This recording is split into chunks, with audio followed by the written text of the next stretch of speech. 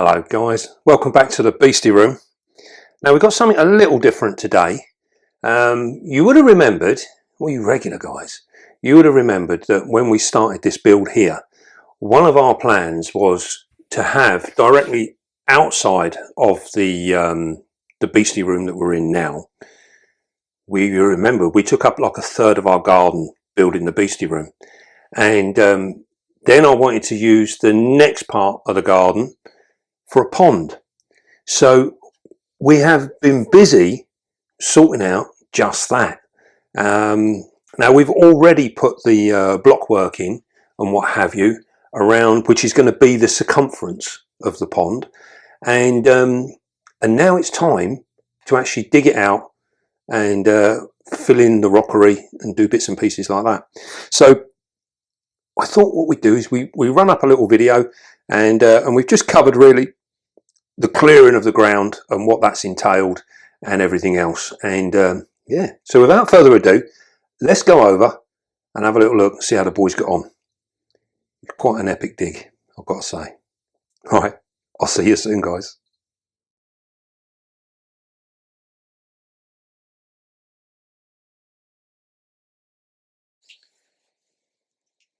Well, hello guys. It's been a while since we've done a video of what's been going on in the Beastie world. As you can see there, that's the outside of the building, and you'd have remembered back in the early days I said that we were going to put a pond in, and also some decking area and bits and pieces, and all this had to be fitted into quite a small garden. What you're looking at now is the outline, the block work around the pond. That's the white bricks. Everything inside of them white bricks is going to be water, so it's all going to be thin. You see we've smashed the path out now, the block work's been put in. So we are going to go from the Beastie Room straight to water to a deck area.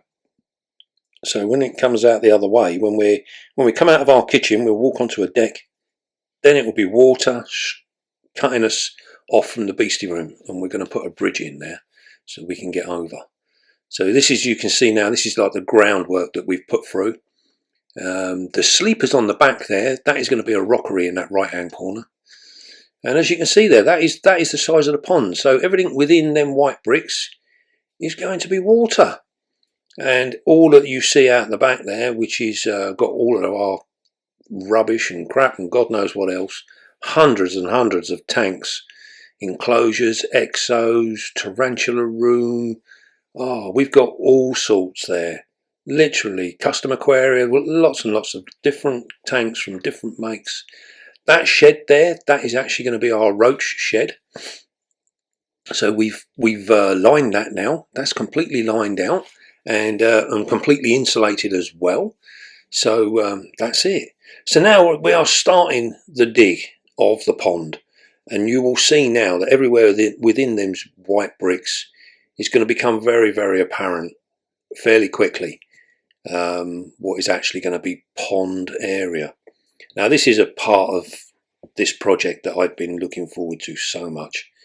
It's been a long time since I've had a pond, and I've always had ponds in the past. But from one thing and another, especially when you're in rented accommodation, you don't always get the opportunity to be able to do things like this.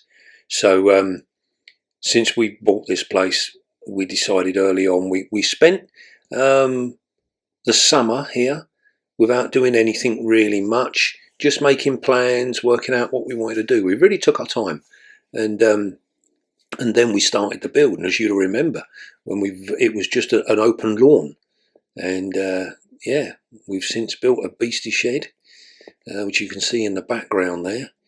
That is almost finished now. We're still moving spiders and that in, but there is going to be a room tour coming up, and we'll do a nice big tour and see exactly what's going on in there. Some fantastic new projects, got some lovely breeding projects on the go. We are just now starting to pair up a few spiders, so hopefully we'll have some more beastie slings in the pipeline. Now as you can see there now, the guys are like filling that out, and they're filling the soil up, all the topsoil that's coming off the top piece there. That is all going up into that rockery, and we're going to put a waterfall and what have you in that rockery at a later date. which will come down into the pond as well. Now I've decided to go with concrete for the pond. My last big pond, which was bigger than this one, I concreted completely the whole thing, and I found that to be the best way. We did look at butyl liners and things like that, but I don't like the finish of a liner. I hate the creases that it leaves and things like that. I just don't like it. It's not clean enough for me. I like a nice clean finish, and concrete gives me that. So yeah, that's what we're going to do. We are going to go for concrete. Now you can see there that they've cut round the edge, and you can see that there's like a plinth of soil between the white brick and what Tucker is standing in now.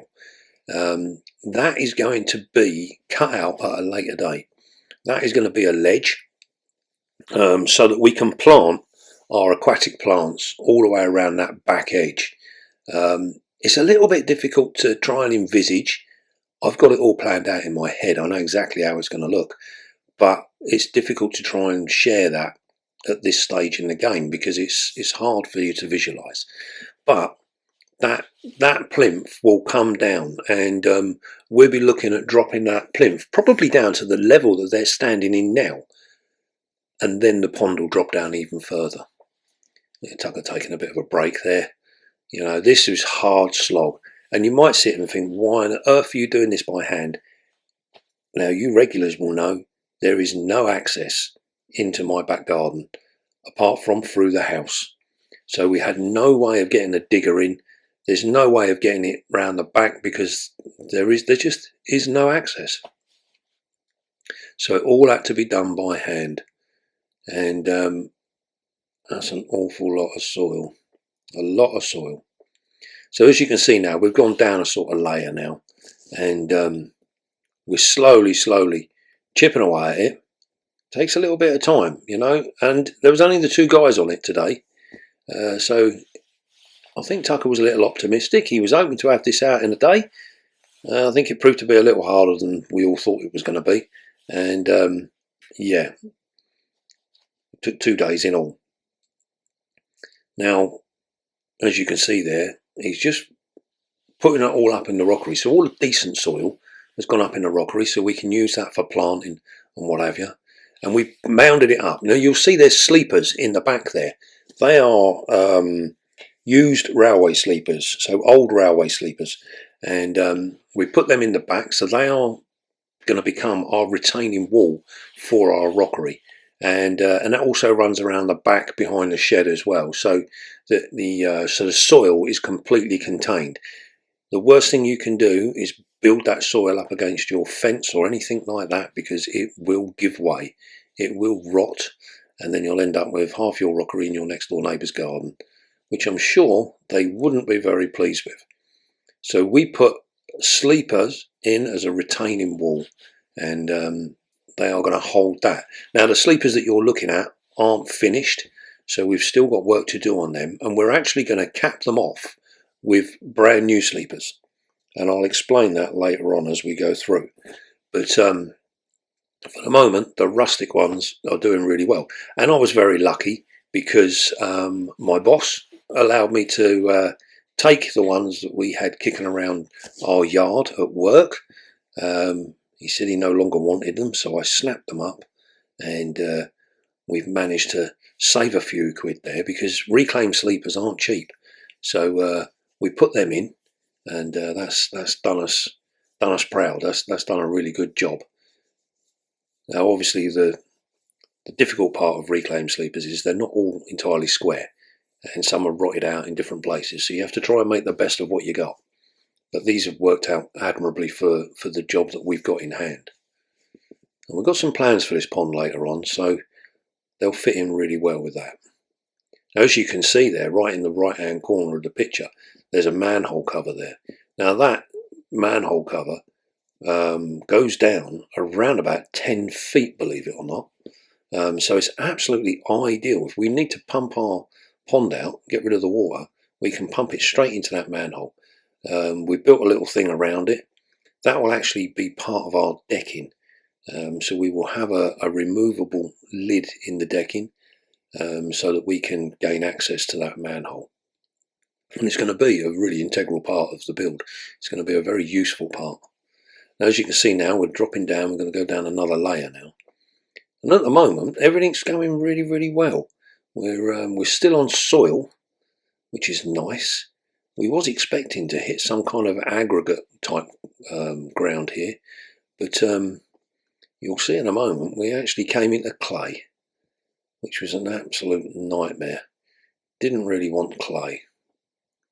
Now, as much as clay is really hard to work in, and it's a pain to get rid of as well, but the good thing is clay will give us a nice solid base in which to lay our concrete to, and it will come out useful in the end. So as you can see, this really was quite an effort to pull all of this out. Now, also bearing in mind, this is one of the reasons why we never had our kitchen fitted earlier in the year, is because these wheelbarrows are going through our kitchen, up and down our hallway and out the front door. And as you can imagine, with the best will in the world, you can't keep it entirely clean. But I will say, when we moved into this house, we had brand new carpets laid throughout before we actually moved in. And you believe it or not, with all the work that we've had done on, like with the pond, with the build at the back, the Beastie Room, all of that, our carpets are still like new. They've really, really been well protected, and this is mainly down to Tucker and his team. They've been very careful when they've been coming in and out with materials and stuff like that. So it's made a huge difference. Yeah, I mean, I was expecting our hallway and that to get absolutely wrecked, but that's not been the case, and that is down to Tucker and his team. You know, they've really taken care as to not damage the door frames and things like that. So it's yeah, it's really worked out well. And like I say, our hallway carpet is actually a beige. It's like a honey beige colour, and yeah, you would never have dreamed there's been 20 odd tonne of soil gone over that. So yeah, very, very pleased. As you can see now, we're going down into another level now. Now, what we're hoping for with this pond is I want the main pond to be around about 4 foot deep, just under 3'6", 4 foot deep, and then we will allow for a 4-inch concrete base all the way around. So 4 inches on the side, 4 inches on the bottom. That will give us enough in the way of strength and what have you to hold our pond. Now, we're also going to put weld mesh in the bottom and up the sides. This will help the concrete adhere to that, and it will also help strengthen it. It's the same process as what we would do when we put in shed and garage bases and things like that. We put a weld mesh frame in it. It helps to stop the concrete flexing so much. It maintains it, keeps it nice and sort of rigid. So we're going to do that. We're going to put that through as well. Once we've got all the soil out, we're getting a little bit ahead of ourselves at the moment. We've got an awful lot of soil still to move. Now, as you can see now, time was ticking on. I thought, right, we better jump in and help give them a hand. And so yeah, here we are. We're all on it now. We're kicking out, getting a bit more out. And it's surprising, actually, just another pair of hands, how quick it makes and how much more you can do. It really does make a difference. And I know, there'll be loads of people saying, what's the point in paying people to do a job if you're out there doing it yourself? Well, I actually really quite enjoy all this sort of stuff. And, keeps me fit, keeps me healthy, and, yeah, keeps my mind active. And I can't help it, I have said to Tucker before now, just tell me to go away if I'm becoming a nuisance. But he's typical professional. He's just put up with me. So, but I can't help it. I like to get involved. I like to do stuff. I used to do all of this sort of stuff for a living myself. So it's very, very difficult to stand back and watch other people just getting on. It's nice to get in there and get your hands dirty. And the funny thing is I didn't actually feel, after doing this, I was on the fork there for the afternoon, digging that out, and the following day, I felt tired that night, but the following day, right as rain. And I thought, that's not bad for a bloke who's nearly 58 years old. I was quite pleased with myself. So we're cracking on now. It's actually going. Now what we're doing is we're taking all this outside and we're putting it all outside. And I think we have got a little bit of footage where we were clearing up the outside stuff. So we'll have to have a little look at that later on when we're done. You can see that at the end.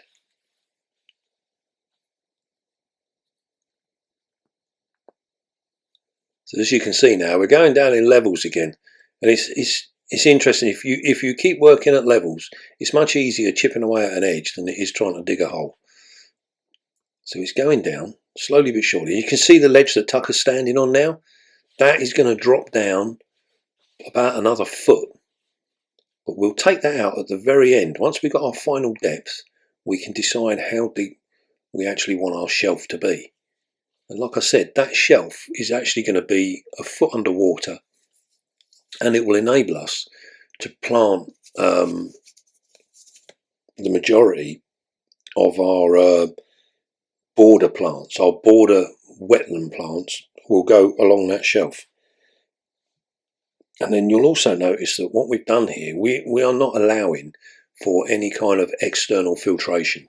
So how I want this pond to work is on a purely natural basis. Now I've done ponds in the past where I've used external filtration, and I've done them on the natural process using just plants to keep the water quality good. And I prefer the natural stuff. I don't want to spend, time mucking around with filters and playing around with bits and pieces and, doing all of that. I want to just be able to sit back and enjoy my pond. And there you go. That's what we've managed to do after a whole day. That's a full day's work there. And you're getting this, we're taking this shot now, obviously, from upstairs. And you can see where the rocker is coming there. And there's the sleepers that we're going to be putting on the top. Now we're going to use them because they will tie in better with the overall look. But there you go. We're still not deep enough yet. We've got a long way to go before we're down and we're deep enough. But you get an idea of how this pond is actually going to look at the very end. So here we are, day 2 of the dig. Now it's we got 3 of the guys on there now. So we had Lawrence and Tucker in yesterday, and today they brought an old friend along who was here before to help out, Dominic. He's like a machine, he is. He literally just keeps plodding along. Absolutely incredible. And he done a wonderful job.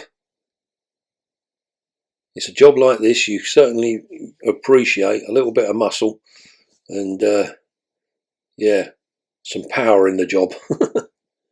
And Dominic certainly provided that. He threw them barrows in and out like no one's business. Now as you can see now, where the boys are standing, that is almost down to level. They've got to go about 6 inches deeper, and then that will be deep enough for our overall pond.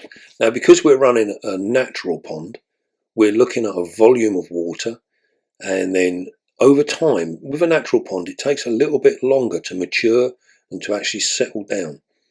If you have external filtration, you can speed this up, and you can also have more fish.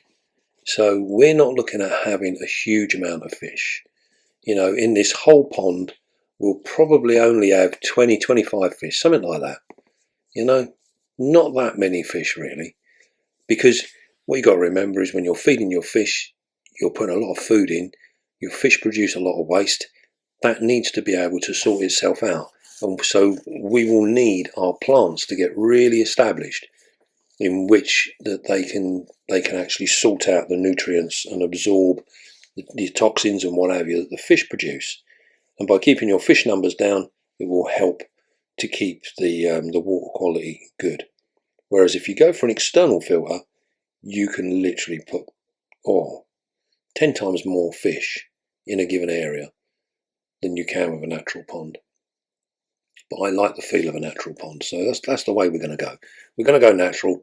We're just going to have a few fish, and then we're also going to try and see if we can't get some more wildlife using the pond. So things like frogs and newts and things like that. It'd be nice to actually do a nice little project there. I've got my mind on trying to sort this out so that we can perhaps have our fire salamanders loose in the pond and the rockery. But we will see. It's going to take a little bit of thinking about to do that, because I'd still like to contain them in there rather than giving them free access around the garden, because they might just disappear. So as you can see there, we're down to the clay there in the bottom. Now this made it really difficult. It's hard work clay, and yeah, it really is hard. Now all this stuff's going out the front. It's all being built up out the front on the drive, and it's all got to be picked up. So I need to disappear off in the lorry. There's the boss. She's come out, see if they need a cup of coffee. She'd like them to keep working while they're drinking, but you know, she's a hard taskmaster. You can see that clay in the bottom there, bleeding awful stuff. Now I definitely think when we came down to day 2, the boys were starting to get a little tired now, and I think poor old Tucker had just about had enough of this pond. He wasn't reckoning on it being quite as difficult and as hard as it actually was. And it's a credit to these boys that they managed to get this all done. 2 days to dig this all out by hand. That ain't bad going by anyone's standards. The only saving grace is that at the end of this, when it's all done and it's full of water, it will look absolutely awesome.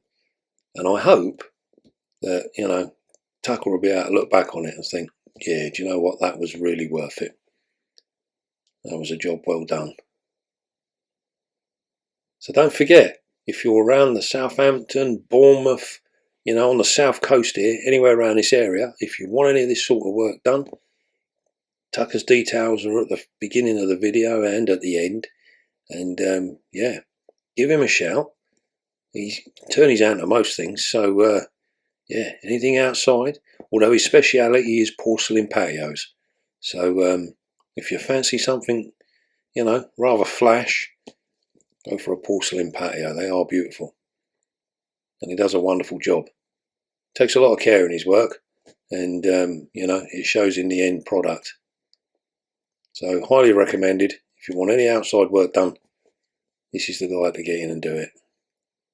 You might have to wait a little while for him to come, because he tends to be pretty busy.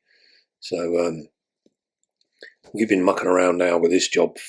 We started the building back in the summer, and we got held up with electricians and things like that.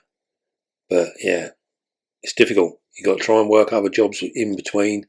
It's hard work. But we're getting there now. They're almost there now, you can see. Very little to do now. We're almost out of the pit. I say they're going to go down another 6 inches yet into the very bottom. Almost got the whole thing out, so we've very, very nearly got the shape of the pond. We're nearly there.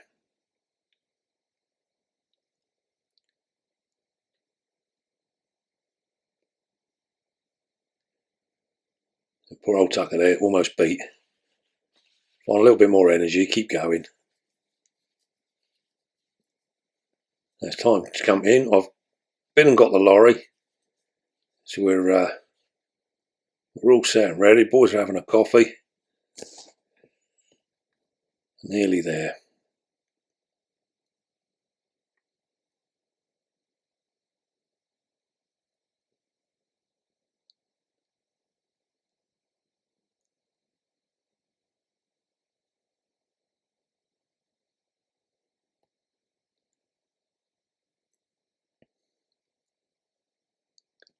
one of probably the most exciting parts is when you get near to this part of the job and you're almost at the end.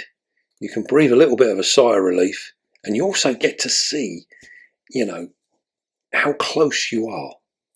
This is so exciting. I find this absolutely, you know, blows my mind. I love all this. It's just so cool to get on. I think if I was 30 years younger, I'd jump straight back into landscaping. I love it. I love creating stuff. So here they are. Pretty much got the last bit out. Now we still got to cut the shelf that I'm standing on there, but we can do that at a later date. The actual main part of the pond is, to all intents and purposes now, pretty much dug out. We just need to take a little bit out of the bottom and it will be there. Almost done. We are almost there. So close. Bit of a tidy up now. Job's a good one.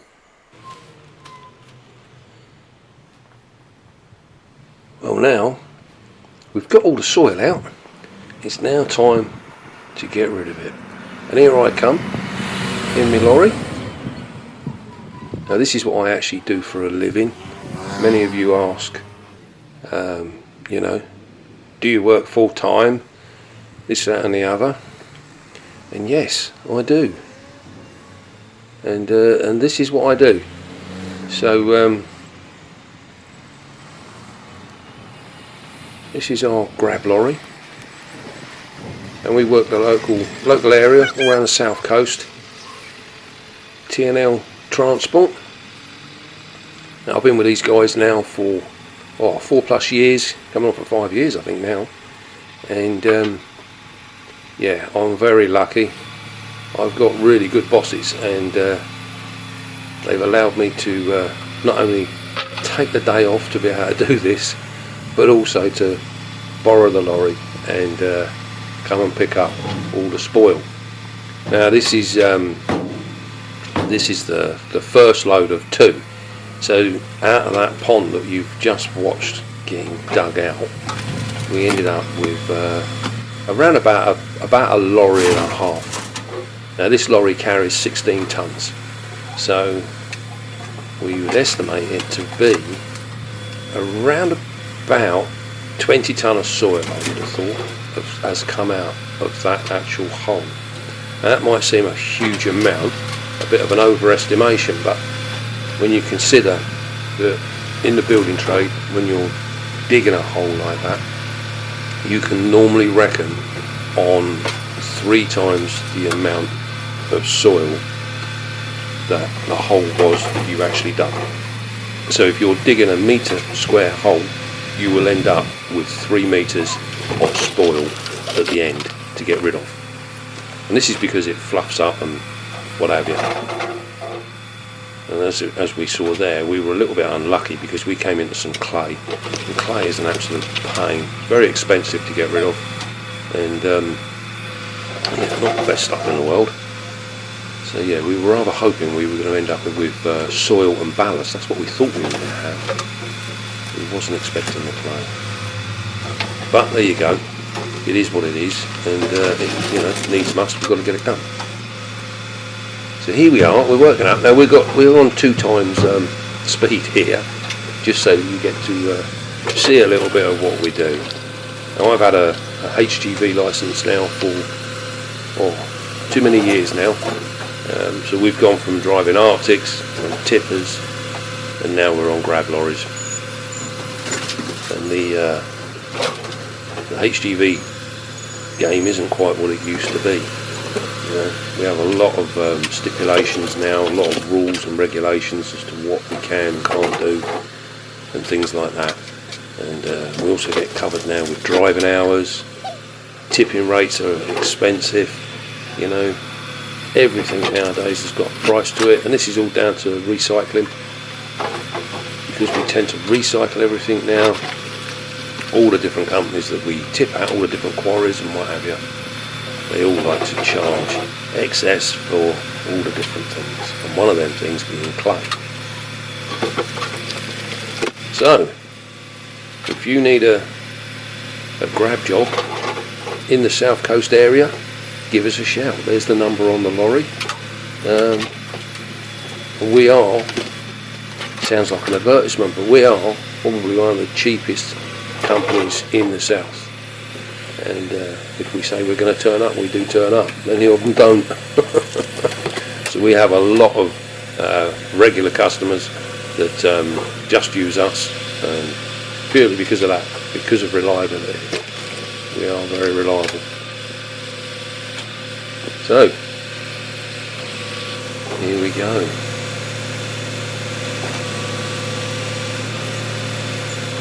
So this is one of the things that we're often sort of like asked about, you know. It's like, you know, how do you do a full-time job and look after all these spines? Well, yeah, it's pretty difficult, you know. You've got to try and get it all fixed in, and sometimes I do wonder why the hell I'm doing it, because it can get very chaotic. But by the same token, I do actually enjoy my job as well, so it's sort of it's a bit of a thing. There's not many people can actually say that they've got a decent place to work, but I am one of them. It is, I do enjoy my job, and we're lucky. We have a really good team. We've got, you know, a good boss, and we're only a small team, and we all get on really well. So it's actually quite a pleasure to be at work most of the time. There's always little times where you get the hump, where, you know, the world's against you, but no, generally speaking, we actually all have a real good time. I'd like to just say a big thank you to my bosses for allowing me the use of the lorry. It's not the first time. They're always very accommodating, very helpful, and it really is appreciated. Well, there you go, we are almost there. A little bit of a tidy up. Tom keeps bringing it out, it keeps coming out.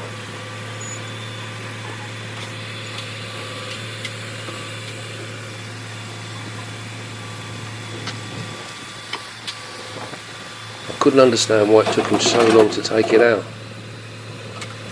It only took me 10 minutes to pick it up. Doesn't make any sense, does it?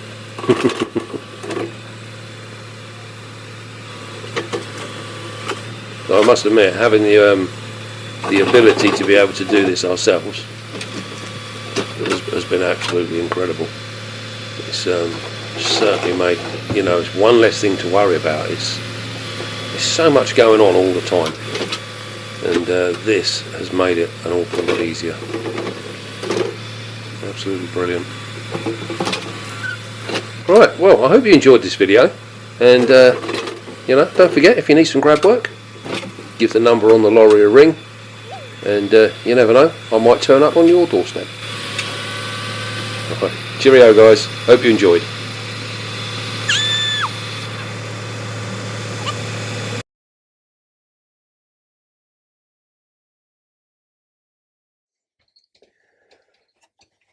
Well, what did you think to that? I mean, that was heavy going. Now, as you would have seen there, you can see now what I was saying about the circumference in the blockwork. So that's given us our edge. Now, the white bricks that you see running all around along the top of the circumference there, that is going to be the finished water height. The water will come to the top of those bricks. Now, I've chose to concrete this pond. Because in the past, my last pond that I done was actually a concrete pond. I prefer that over the liners. The liners are all good, they're nice, you know, they do their job, but I don't like the creases. I hate seeing the creases. Yeah, it's just part of my OCD. I just don't like them. So I decided I'm going to concrete this one as well. So now we've pretty much got it dug out. You see at the back there, there's a piece of a shelf there. We are going to cut that shelf down about another foot, so that there's a foot long, a foot deep shelf that is 2 foot wide, running all the way around the back of the pond, and it will run underneath where the rockery was. Now you'll see where, as you're looking at it, the rockery is on the right hand side, and we're going to put a concrete pond in the top of the rockery, which is going to aid as our filtration area. And what I've done in the past is I completely filled that with plant, and then used that and the waterfall to actually filter out any bits and pieces in the water. And then the plant that is within that top area and the plant that runs in conjunction in the main pond, that will filter the water and that will keep it clean, and we can keep our nice levels down. Should hopefully get nice crystal clear water. Now, doing it this method, this is like what I call the natural method. This will take longer to establish. It will take longer to settle down and get itself sorted out.